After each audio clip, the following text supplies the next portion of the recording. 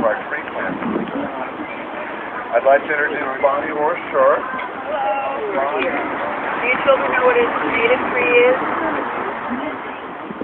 Fremont dendron, one Fremont dendron which has bright yellow flowers. We're planting western redbud, and we're planting spinosus which have purpley blue flowers, the certain redbud buckeyes, which have buckeyes. All these trees were used in various ways by the indigenous population. They were used for fruit, to make soaps, things like that. I know that's kind of today is planting trees, and in a few minutes we're going to have what we call honorary tree planters, like we did last year, planting what their green dream was. Bishvat, which took place last Thursday, is the birthday of the trees, the holiday for the trees. All the trees in the world are preparing themselves for the spring. So inside the trees, all the sap and everything is starting to move and starting to get into the order.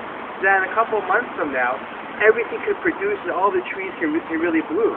Which is the trees are being brought to us by Bonnie, who introduced herself a little earlier. But I'd like to have her talk a little bit about the watershed movement that she's creating in the Living Library and kind of. So Life Frames Inc. is a non-profit organization that I founded and direct, and Life Frames Inc. is the sponsor of a living library. We have branch living libraries in different communities in San Francisco, two of which are part of the display of Creek Watershed, where we are standing today.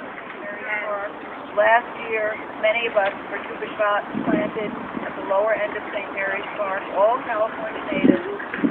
I wanted to work together and learn today. That's a big part of what this is about, working together and learn. So this is the entire container, and then the tree goes down to the root ball. The reason I talk about the root ball is it's very important that when you dig your hole, it's no deeper than the soil line. So right now we have that root crown should be right at the natural level of the ground. So we're going to demonstrate this in reality in a minute, but I just wanted to sort of give you some terminology and sort of get you started thinking about it. So you'll take your flag out. Oftentimes people will take the flag and stick it over here. That can be very confusing for somebody. Take the flag and lay it down. And also you need to put the soil in one spot because there's one more thing that we're going to talk about, and that's building a dam. So I'm going to lift the tree up.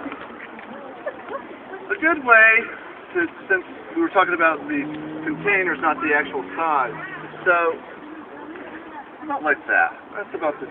Yeah, see, we're good. We want the tree to come out with its roots. If the tree is not coming out, don't pull it anyway. Flip the plastic with your shovel. Your partner, lift your tree, let it fall. Beautiful. You want to make sure that your tree is up and down. So, here we go. So you might have some excess soil. All I ask is that you have a little bit of grass growing through. Soil will actually be good for the grass as long as it's not too thick and doesn't let the sunshine come into it. A little bit of grass shining through here will be fine. So it looks pretty up and down. Nice soft soil. And that looks pretty good. Bonnie, you agree? Bonnie would hit it again. I knew it.